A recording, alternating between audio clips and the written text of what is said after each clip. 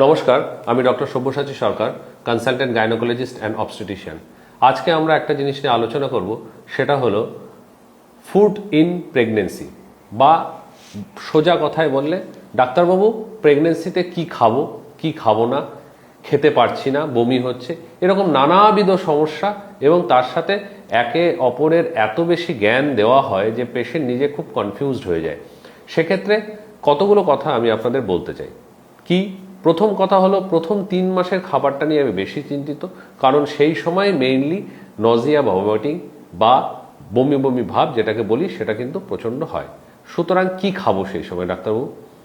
Protein জাতীয় খাবার খেলে নজিয়া বা ভমিটিং যেটা বলে, সেটার চান্সেস অনেক বেড়ে যায়।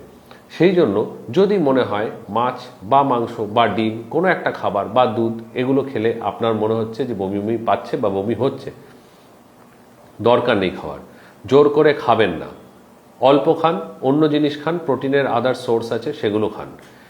দেখবেন মুড়ি, চিড়ে, ছাতু এই জাতীয় জিনিস খেলে বমি কম পায়, সুতরাং সেগুলোকে বেশি বেশি করে খান। এবং আরেকটা জিনিস বলি, অল্প খান, বারবার খান।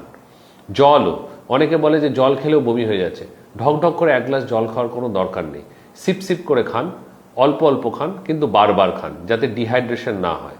এছাড়া খাবারের মধ্যে ফল খেতে পারেন, ড্রাই ফ্রুটস, কাজু, বাদাম এগুলো যেগুলো আছে সেগুলো খেতে পারেন, কোনো অসুবিধা নেই। নর্মাল শাক সবজি খাবার দাবার যা আমরা ডে টু ডে লাইফে খাই সেগুলো সবই খাবেন, কোনো কিছু বাদ দেওয়ার দরকার নেই। তেল মশলা, হাই ফ্যাটি খাবার যেগুলো বাইরের খাবার, ভাজাভুজি সবসময় শরীরের জন্য খারাপ, এখন তো আরও বেশি খারাপ, খাবেন না। এরপরেও যদি আপনার মনে হয় অস্বাভাবিক বমি পাচ্ছে বা খেতে পাচ্ছেন না বা শরীর শুকিয়ে যাচ্ছে, ডিহাইড্রেশন হচ্ছে বা ওজন কমে যাচ্ছে, তাহলে অবশ্যই আপনার ডাক্তারবাবুর সাথে যোগাযোগ করুন। কারণ হাইপারেমেসিস গ্র্যাভিডারাম বলে একটি রোগ আছে, যেখানে অতিরিক্ত বমি হয় এবং তার সাথে সেই বমি থেকে বিভিন্ন কমপ্লিকেশন হয়। সেই বমির কারণটা খুঁজে বের করে তার ট্রিটমেন্টটা খুব দরকার। আপনারা আপনার ডাক্তারবাবুর পরামর্শ অবশ্যই নেবেন। নমস্কার।